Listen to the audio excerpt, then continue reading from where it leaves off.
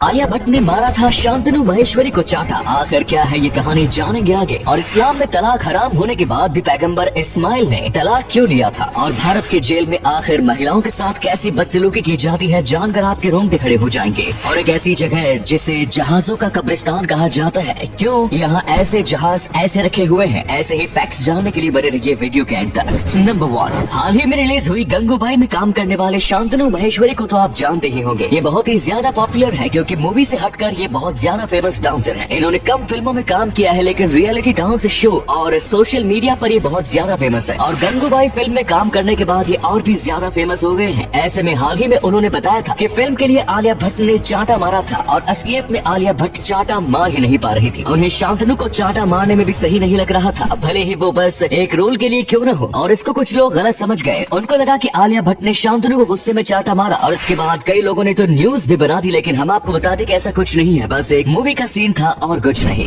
Number 2, इस्लाम धर्म में तलाक देना बिल्कुल भी सही नहीं माना जाता है। इसके बाद भी खुद अब्राहम के पहले बेटे इस्माइल को अब्राहम ने पहली बीवी को तलाक देने को कहा। दरअसल जब अब्राहम पहली बार इस्माइल के घर गए थे तब इस्माइल घर पर नहीं थे और तभी उन्होंने उसकी बीवी से पूछा कि कैसा चल रहा है। उसकी बीवी को नहीं पता था ये कौन है। तब उसकी बीवी ने कहा बस चल रहा है, गुजर बसर करना काफी मुश्किल है, हम काफी तंगी में जी रहे हैं। इसके थोड़ी देर बाद अब्राहम वहाँ से चले गए और जाते वक्त कहा कि इस्माइल को मेरी तरफ से सलाम करना और कहना कि तुम्हारे घर की चौखट अच्छी नहीं है और उसे बदल देना। इस्माइल को जब इसके बारे में पता चला तो वो समझ गए और उन्होंने तलाक ले लिया। और फिर जब उन्होंने दूसरी शादी की तो उसके कुछ साल बाद फिर से अब्राहम आ गए और उन्होंने यही सवाल किया था। तब उसकी बीवी ने कहा कि अल्लाह की खैर से सब अच्छा चल रहा है, पर तब भी उनकी स्थिति वैसी ही थी। तब अब्राहम ने कहा कि इस्माइल को मेरी तरफ से सलाम कहना और कहना कि घर की चौखट बहुत अच्छी है, उसकी रक्षा करना। नंबर 3, हो सकता है कि आप में से कई लोगों ने प्लेन में सफर किया हो, लेकिन एक ऐसी जगह है जहाँ पर आप फ्री में प्लेन के अंदर बैठ सकते हो और प्लेन की हर एक चीज को देख सकते हो। मैं बात कर रहा हूँ प्लेन ग्रेवयार्ड की। आपको नहीं पता होगा लेकिन जब एक प्लेन खराब हो जाता है या फिर बहुत पुराना हो जाता है तो फिर उसे फ्लाइट में से रिटायर कर दिया जाता है, यानी कि फिर उसे नहीं उड़ाया जाता। ऐसे में अगर कंपनी के पास बहुत बड़ा एयरपोर्ट मौजूद है तो वो एयरप्लेन को अपने एयरपोर्ट में ही रखते हैं ताकि उसके पार्ट्स का इस्तेमाल किया जा सके। लेकिन अगर उनके पास जगह नहीं है तो वो ऐसे बड़े बड़े ग्रेवयार्ड में प्लेन को रख देते हैं। लगभग पूरी दुनिया में ऐसे ग्रेवयार्ड बने हुए हैं जहाँ पर पूरे देश के प्लेन रखे जाते हैं। यहाँ पर रखने वाले प्लेन के अंदर से जरूरी हिस्से निकाल दिए जाते हैं और उनके विंग्स को भी अलग अलग करके रख दिया जाता है। लेकिन इसमें कई प्लेन्स की हालत बहुत ज्यादा अच्छी भी होती है और उन्हें बस पुराने होने की वजह से रिप्लेस कर दिया जाता है। आप यहाँ पर जाकर फ्री में प्लेन्स को देख सकते हैं।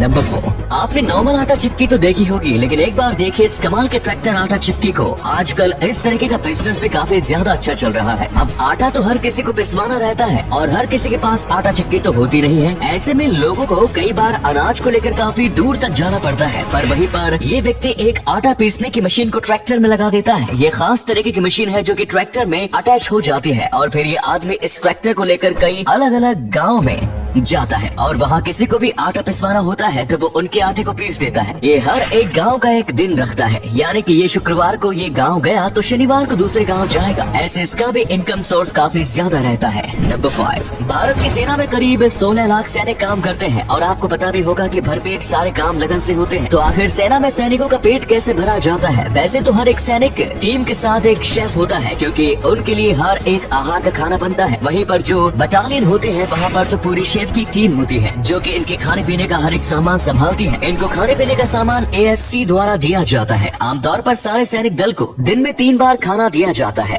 और नाश्ते का भी प्रबंध किया जाता है। लेकिन जो आर्मी बॉर्डर के पास होती है उनके लिए ये सब इतना आसान नहीं होता। उन तक कच्चा माल यानी कि राशन पहुंचाया जाता है। आपको पता होगा सब्जियां खराब हो जाती हैं, इसीलिए उनको करीब रोजाना राशन दिया जाता है, जिसके लिए ऐसी बड़ी बड़ी फूड सप्लाई ट्रक का इस्तेमाल किया जाता है। और अगर ट्रक उन तक नहीं पहुंच सकता तो फिर हवाई जहाज से वहाँ पर खाना छोड़ा जाता है, जिसके बाद ही आर्मी वाले उस खाने को लेकर कैंपस जाते हैं और वहाँ खुद खाना बनाते हैं। नंबर 6, आज अब पूरी दुनिया धीरे धीरे इलेक्ट्रिक कार की तरफ बढ़ रही है क्योंकि सबको पता है नॉर्मल कार हमारे इस दुनिया को बहुत ज्यादा गंदा करती है और हमारी हवा इन कार की वजह से बहुत ज्यादा पॉल्यूटेड हो रही है। इसीलिए इलेक्ट्रिक कार को बनाया जा रहा है।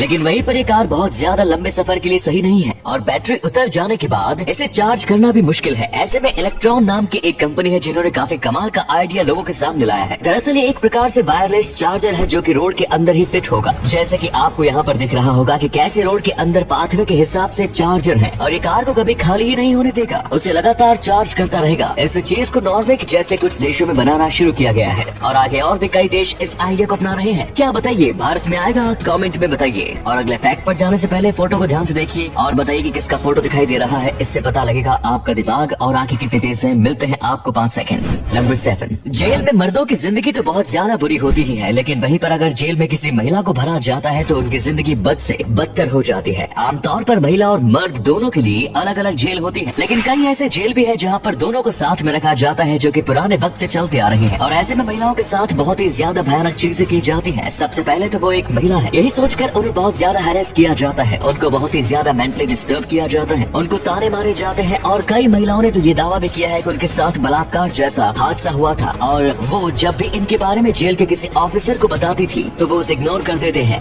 हाँ, अब सब जेल में सब कैदियों के साथ एक जैसा व्यवहार नहीं होता, लेकिन एक साथ भी गलत हुआ, वो गलती है।